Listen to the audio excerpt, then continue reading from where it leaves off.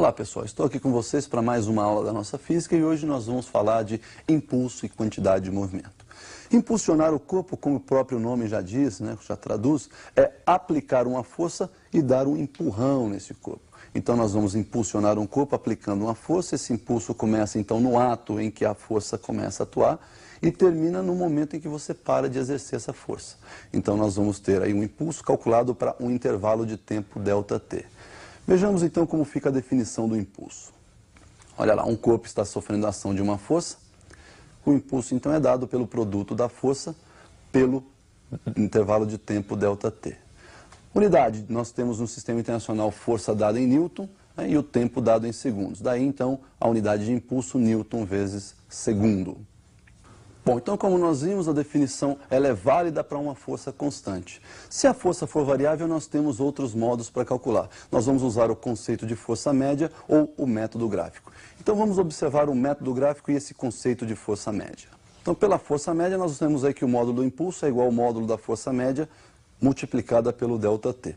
Já pelo método gráfico nós vamos utilizar o gráfico da força em função do tempo. Essa força é a força, vou considerar aí como sendo constante para somente definirmos o método gráfico. E observem que entre os instantes T1 e T2 essa força está atuando com a mesma intensidade. Então nós vamos multiplicar aí esse ΔT, T2 menos T1, pela força que está atuando.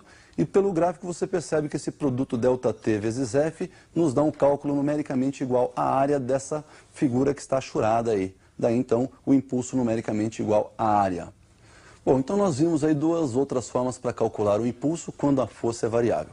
Perceba que esse impulso ele é diretamente proporcional à força e diretamente proporcional ao tempo. Como o tempo é uma grandeza escalar e força é uma grandeza vetorial, nós temos que o impulso e a força vão ter a mesma direção e o mesmo sentido. E, portanto, uma outra observação de extrema importância é que se nós temos o impulso calculado no intervalo de tempo ΔT, isso significa que esse impulso não é uma grandeza instantânea, e sim uma grandeza média.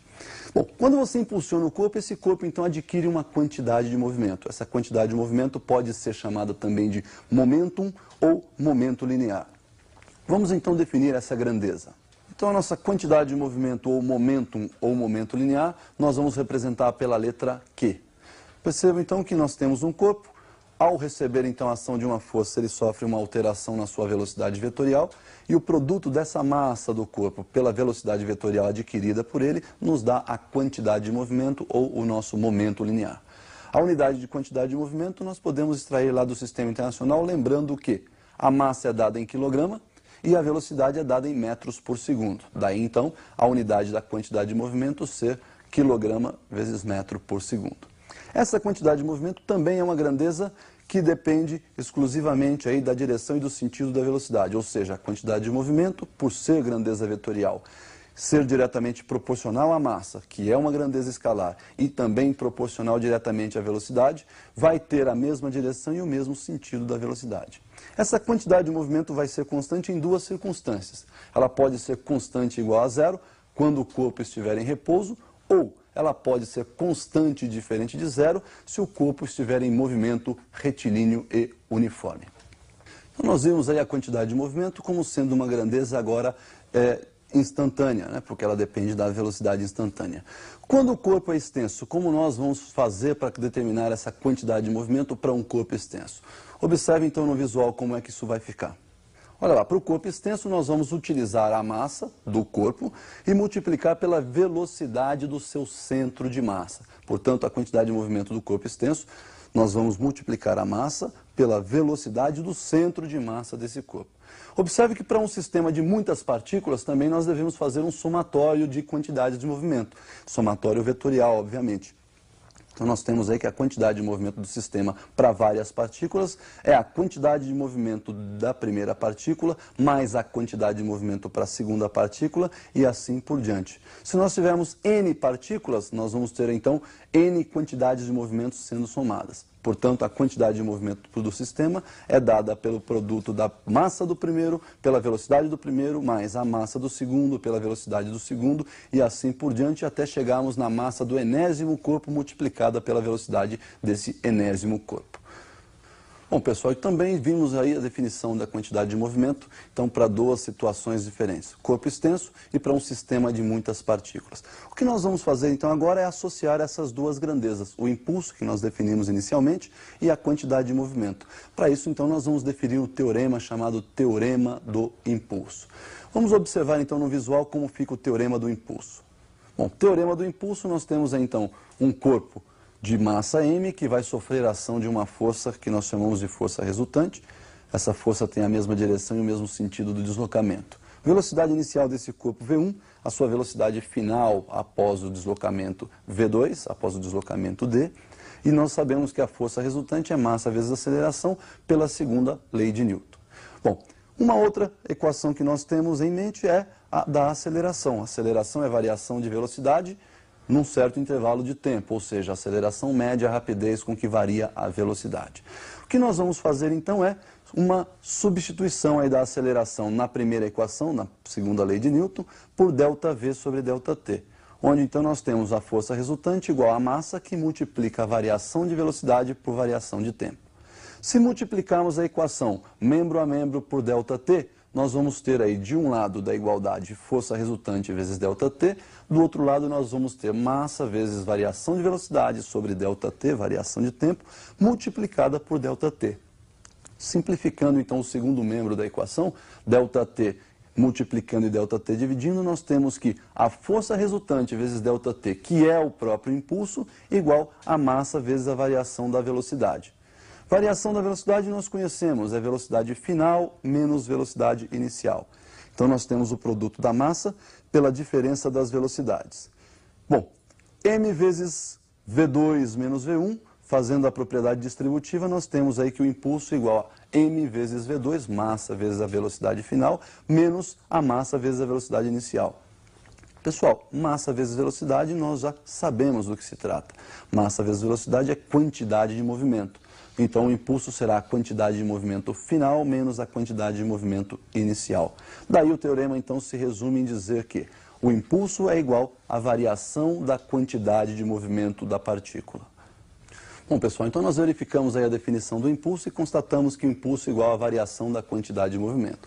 O que nos permite, então, dizer e concluir que o impulso e a quantidade de movimento são grandezas de mesmas dimensões. Ou seja, a dimensão do impulso é a mesma dimensão da quantidade de movimento.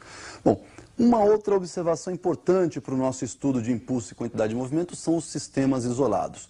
Nós dizemos que um sistema é isolado quando a força resultante externa que está sendo aplicada a este corpo se anula, ou seja, tem força resultante externa igual a zero. Vamos observar então essa situação em que a força resultante aplicada no corpo é nula.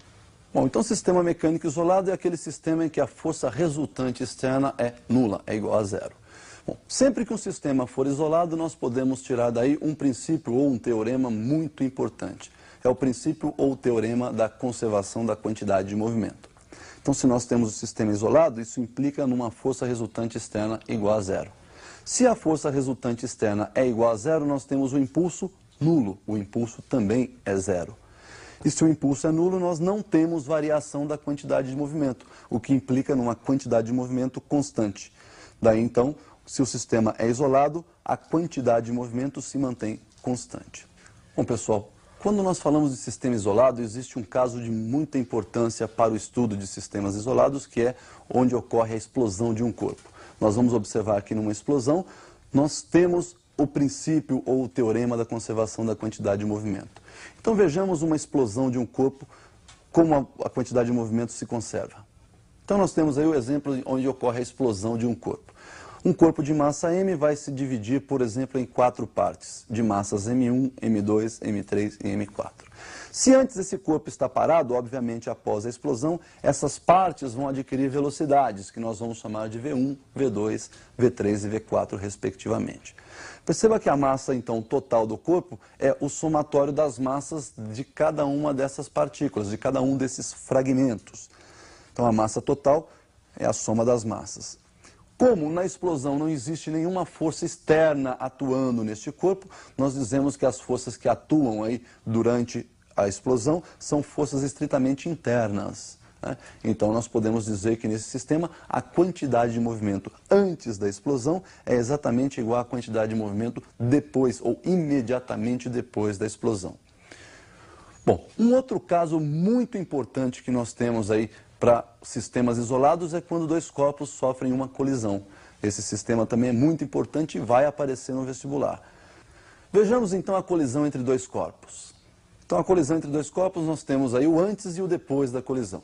Então nós vamos imaginar aí os corpos que estão caminhando um para o outro, né? O M1 com velocidade V1, o M2 com velocidade V2, e antes da colisão, então, nós temos uma quantidade de movimento total do sistema, dada pelo produto da massa do primeiro corpo pela velocidade dele, mais o produto da massa do segundo corpo pela velocidade dele.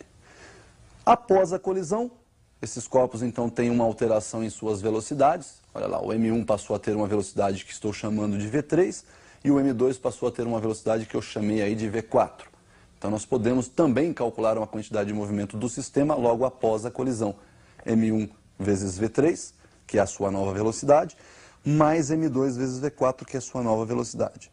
Então, nós podemos observar aí, como também não houve ação de forças externas, que a quantidade de movimento antes e depois da colisão se mantém constante. Portanto, Q antes igual a Q depois. Bom, pessoal, essas aplicações de impulso e quantidade de movimento são extremamente importantes e vão aparecer nos vestibulares. Então, o ideal é que você faça muitos exercícios praticando o impulso, praticando a quantidade de movimento, o teorema do impulso, para que você se dê bem lá na frente nas suas provas. Por hoje, o que nós tínhamos para ver, então, era esse assunto. Espero que você tenha gostado. Até a nossa próxima aula.